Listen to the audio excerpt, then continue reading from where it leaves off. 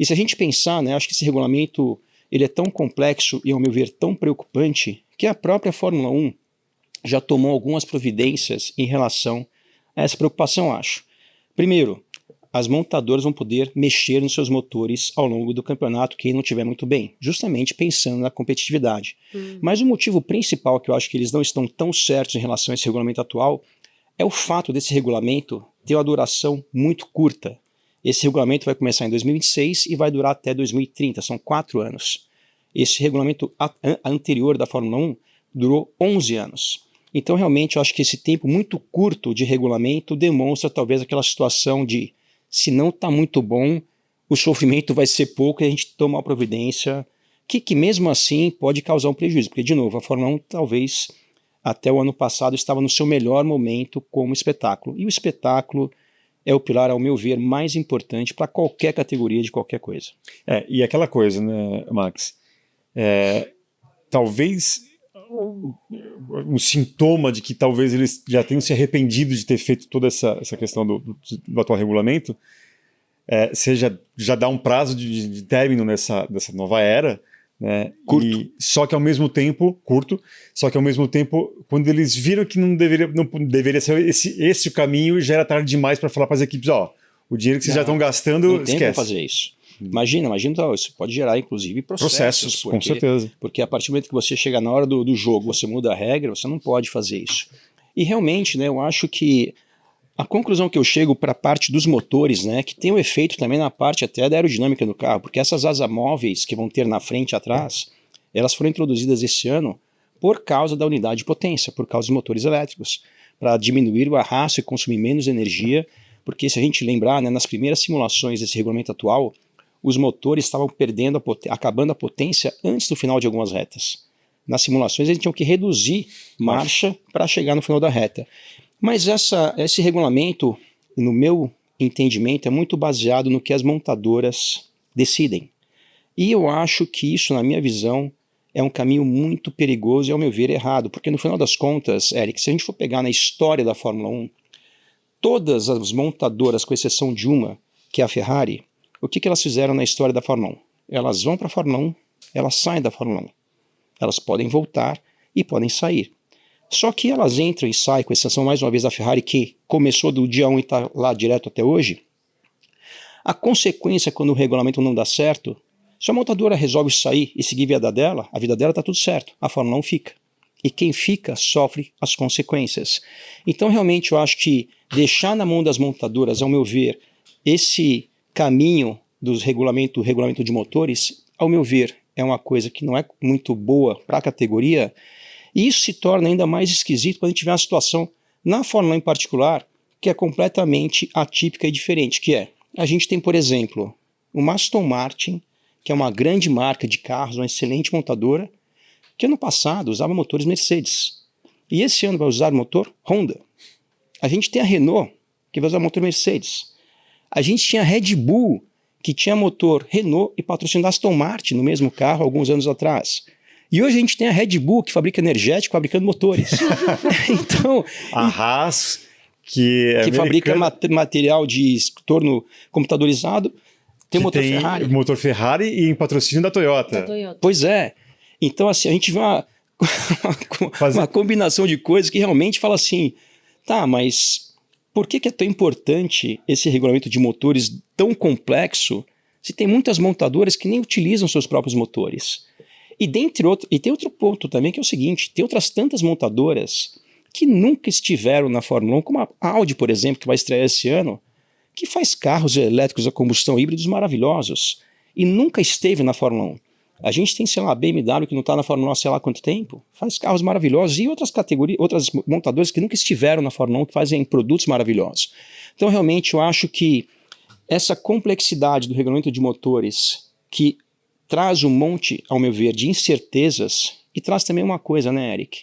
Esse regulamento, quando mudou do motor aspirado para o híbrido, o quanto mais caro ficou para a Fórmula 1 é uma coisa impressionante. A gente falou agora há pouco de combustível, né?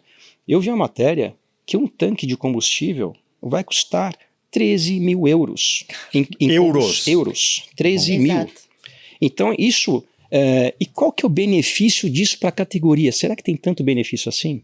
Será que tem um benefício você dar uma tanqueada lá, parar no pit stop e falar assim, completa? E o cara te dá uma notinha de 13 mil euros depois de encher o tanque. Então, realmente, a Fórmula 1, em alguns momentos, eu acho que ela tomou uma rota um pouco além da conta e isso pode ser prejudicial para a categoria, no final das contas. Mas é uma coisa que você fala, que eu sempre falo aqui também, é a questão do produto, talvez, né, Max? Ele se vende melhor do que talvez vai acontecer de fato na pista.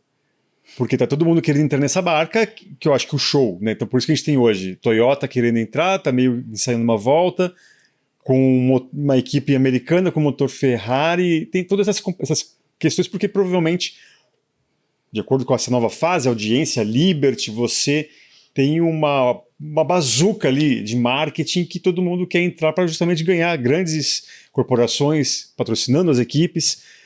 Só que ao passo que, beleza, nessa parte o promotor está conseguindo fazer muito bem.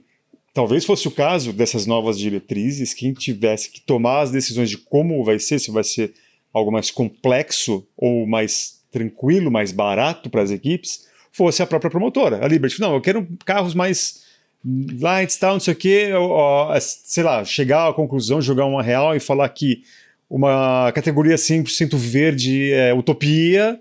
Não estou dizendo que é impossível, mas assim, não dá. Eu vou dar um exemplo, uma coisa que eu sempre me pergunto aqui em Interlagos. Você está na sala de imprensa trabalhando ali e tal, de repente, largada e tal, de repente você começa a ver um helicóptero que queima combustível fazendo manobras radicais maravilhosas ali. Sendo que hoje você tem drones que não gastam combustível e pode fazer tanto quanto um combustível, e pode fazer um trabalho gráfico ali, as imagens tão bom quanto, se não melhor. E além disso, né, Eric, eu concordo com você. E a Fórmula 1, eu acho que, talvez com o surgimento da Fórmula E, talvez, que é uma categoria 100% elétrico, que a gente vê também que aqui em São Paulo, por exemplo, tinham muitos geradores justamente para carregar as baterias dos carros. Mas a Fórmula 1 vestiu uma carapuça que eu acho que não pertence a ela, que parece que ela é culpada pelo aquecimento global por ter competição com carros com motores de combustão interna, que são os motores mais eficientes do planeta, esses motores da Fórmula 1. Então, se a gente falar agora, contar até 2, a poluição que tem na Marginal Pinheiros, só nessa parte aqui do Parque Villa-Lobos, já é muito mais do que a Fórmula 1 na história dela no planeta.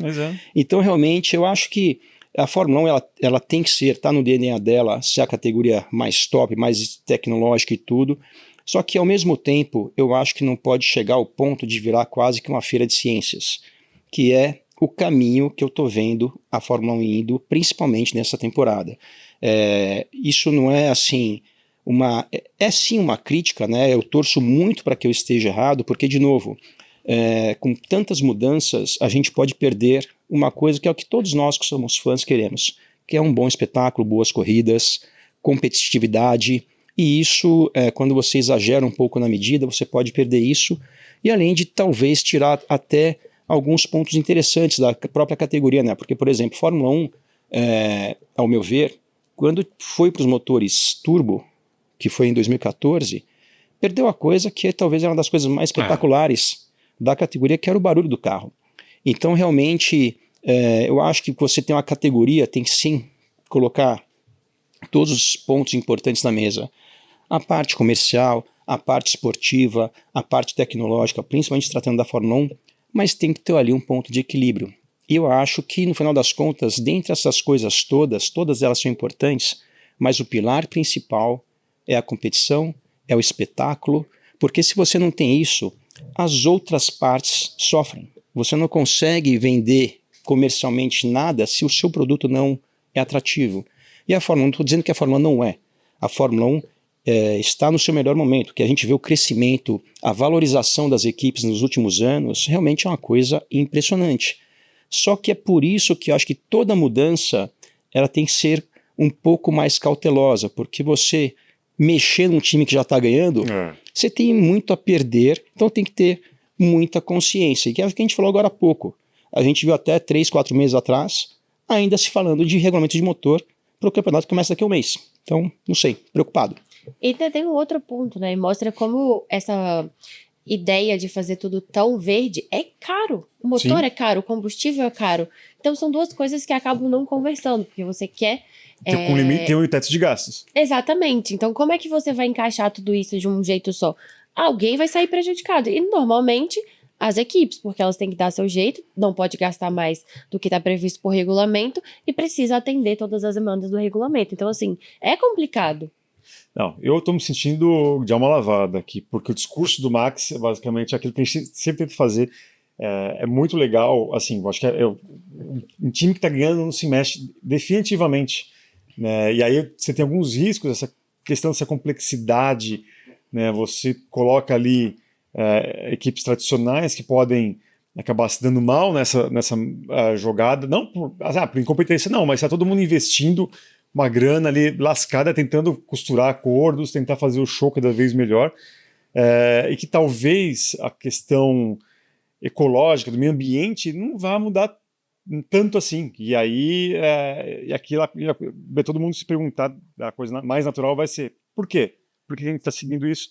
E talvez já até chegar a essa conclusão, tanto que anunciam aí que haverá uma nova mudança em 30 ou 31, né, com caso até cogita-se a volta do V8, que já se fala muito, V10, enfim, que é justamente com um carro com mais barulho. O próprio Stefano Domenicali já falou que sente saudades dessa época da Fórmula 1, mas era algo que tinha que ter sido pensado já antes, até para todo mundo tirar a carteira do bolso, né? Exato, eu acho que essas coisas normalmente, Eric, acontecem assim porque tem tantas partes com interesses às vezes distintos envolvidas na decisão, e nesse momento eu acho que tem que ouvir todo mundo, mas no final das contas tem que filtrar tudo e ver o que é melhor para realmente você dar aquele tiro mais certo possível.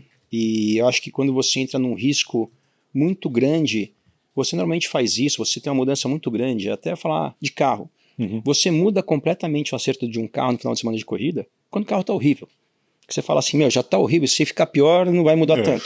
Agora, quando o carro está bom, você muda ali um grauzinho de asa no máximo, um pouquinho de calibragem e mais nada. E a Fórmula 1, o setup dela estava muito bom. Com todos os pontos positivos e negativos do regulamento anterior, eu acho que estava no momento excelente. Então, quando você tem um negócio com um produto excelente, você tem que mudar com um pouco mais de parcimônia, e a Fórmula 1 mudou aí, foi uma mudança que talvez tenha sido a maior da história da categoria.